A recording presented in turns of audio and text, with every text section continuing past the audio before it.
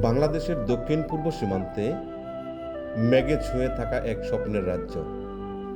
এখানে পাহাড় উঠে নামে, নদী গায়ে নিজের প্রাচীন গান, আর মানুষ বেঁচে আছে প্রকৃতির ছন্দে। ইতিহাস, সংস্কৃতি, উপজাতি জীবন, স্থানীয় গল্প, প্রকৃতি সব মিলিয়ে আজকের ভ্রমণটি হবে চমৎকার। আমাদের আজকের গন্তব্য কেওক্রাডং। ঢাকা থেকে বান্দরবন যাওয়ার সরাসরি অনেকগুলো বাস রয়েছে। আমরা যাত্রা শুরু করি কলাবাগান থেকে। পূর্ব থেকেই আমাদের গাড়ির টিকিট বুকিং করা ছিল। যারা বান্দরবন যাওয়ার পরিকল্পনা করছেন তাদের জন্য বলছি, অবশ্যই আগে থেকে বাসের টিকিট বুকিং করে রাখবেন। সাধারণত সপ্তাহের ছুটির দিনগুলোতে যাত্রীর চাপ থাকে অনেক বেশি। যাই হোক, ভোরের সূর্যের আলো ওঠার সাথে সাথে আমরা পৌঁছে যাই বান্দরবন। বাস থেকে নেমে আমরা ফ্রেশ হয়ে স্থানীয় একটা হোটেলে নাস্তা করি। সে 1983 সাল থেকে আমার বাবার অবস্থা, এখন আমি দ্বিতীয় প্রজন্ম। নাস্তা করার পর আমরা চলে আসি বাস স্ট্যান্ডে। বান্দরবন জেলার এই বাস স্ট্যান্ড থেকেই চাঁদের গাড়িতে যেতে হবে কেওক্রাডং। বান্দরবন জেলা শহর থেকে কেওক্রাডংয়ের দূরত্ব প্রায় 70 কিলোমিটার। আজকে আমরা এই ভ্রমণের সমস্ত আদি পর্যন্ত আপনাদের সামনে তুলে ধরব।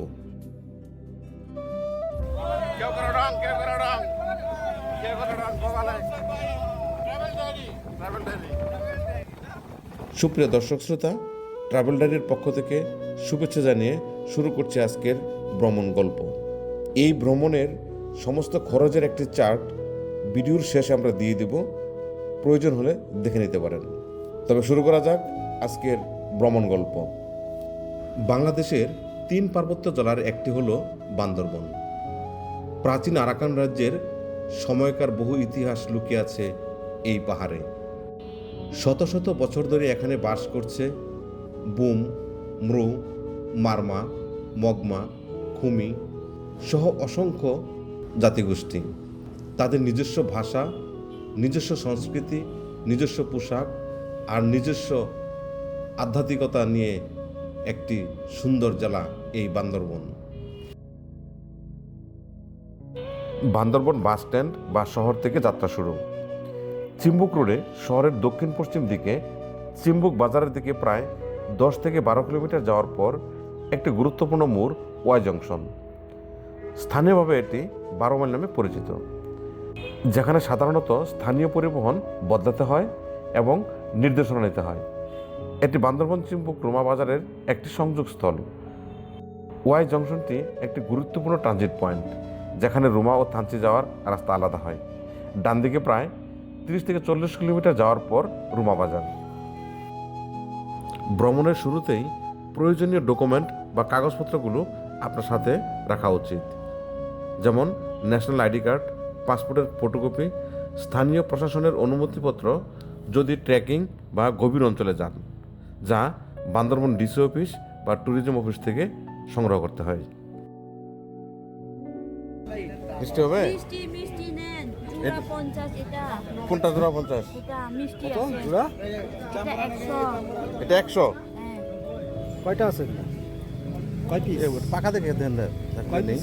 1 2 3 4 5 6 7 8 পিস। এই জায়গাটিতে চোখে পড়বে স্থানীয় কমলা, কলা, পেঁপে সহ নানান ফলের, যা আপনারা সংগ্রহ করে নিতে পারেন।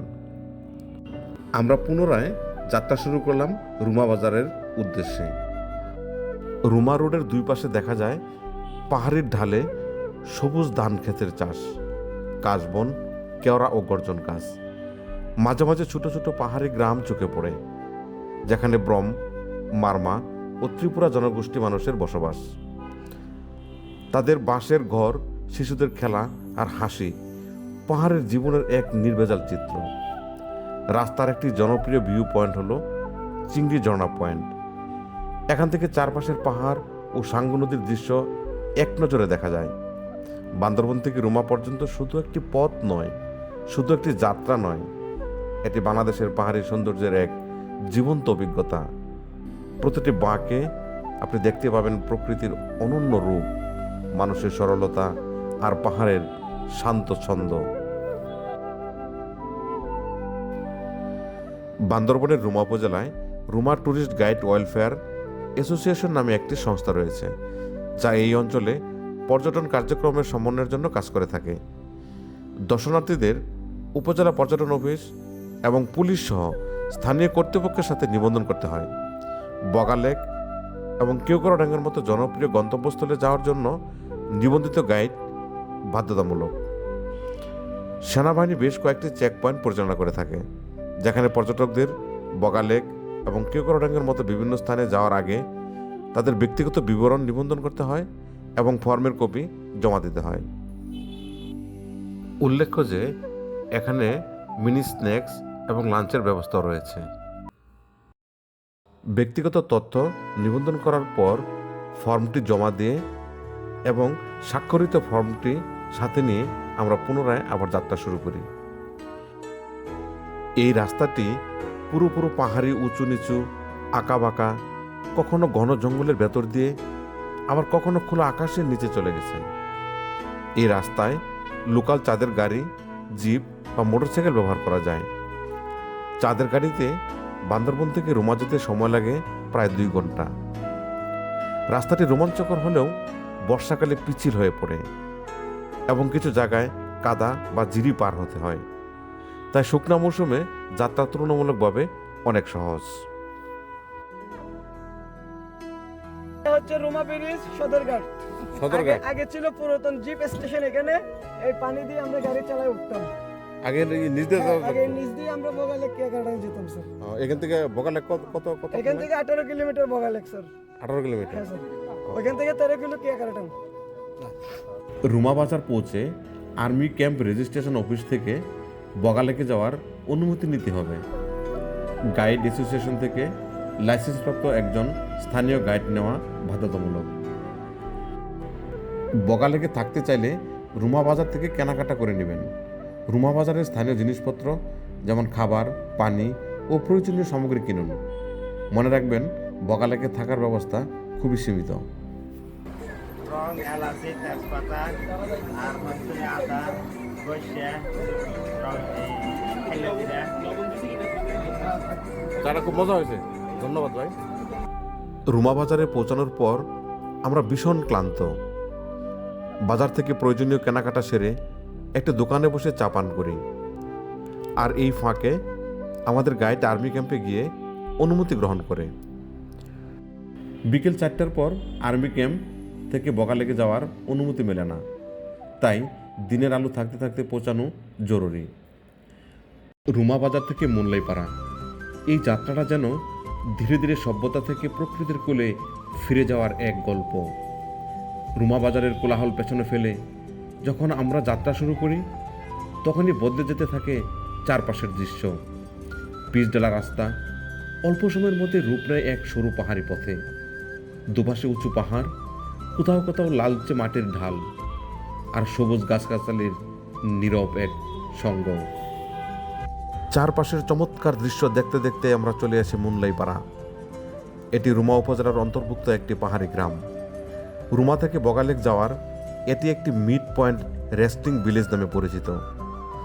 চারপাশে ঘন বন, বাঁশের ঘরবাড়ি ও পাহাড়ের ডালে সাজানো মুনলাইপাড়ার চিরচেনা দৃশ্য। মুনলাইপাড়ায় যাত্রাবিরতি মানে শুধুই বিশ্রাম নয়, এটা স্থানীয় জীবনের স্বাদ নেওয়ার এক অনন্য সুযোগ। দীর্ঘ পাহাড়ি পথ পেরিয়ে মুনলাইপাড়ায় পৌঁছে প্রথমেই শরীর ও মন দুটোই বিশ্রাম চায়। কাঠের তৈরি ঘরগুলোর ছায়ায় বসে একটু দম নেওয়া যায়। চারপাশে সবুজ পাহাড় আর নীরব প্রকৃতি যেন ক্লান্তি ধুয়ে দেয়। ঠিক এই সময়ে শুরু হয় ভিন্ন এক অভিজ্ঞতা, স্থানীয় খাবারের স্বাদ গ্রহণ। পাহাড়ের ডালে আর বাড়ির আশপাশে সহজেই দেখা মেলে তাজা পাহাড়ি ফলের, কলা, পেঁপে, আনারস, সবই গাছ থেকে নামানো, স্বাদে একেবারে প্রাকৃতিক।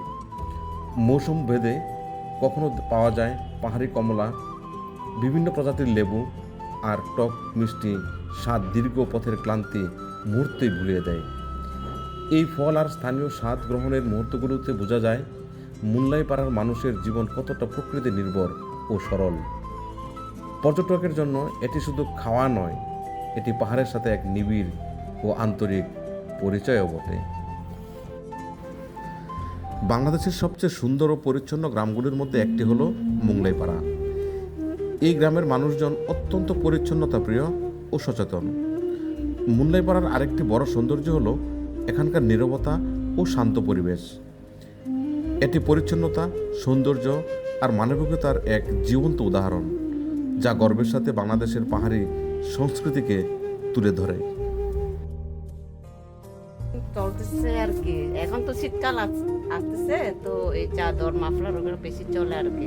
শীতকালে বেশি চলে। জি, আচ্ছা আচ্ছা। শীতকালে। এছাড়া আপনাদের এইখানে এত পরিচ্ছন্ন গ্রামে আপনাদের কতগুলো ফ্যামিলি আছে এই এলাকায়? এই গ্রামে আগে 64 নাকি 65 ফ্যামিলি ছিল আর কি।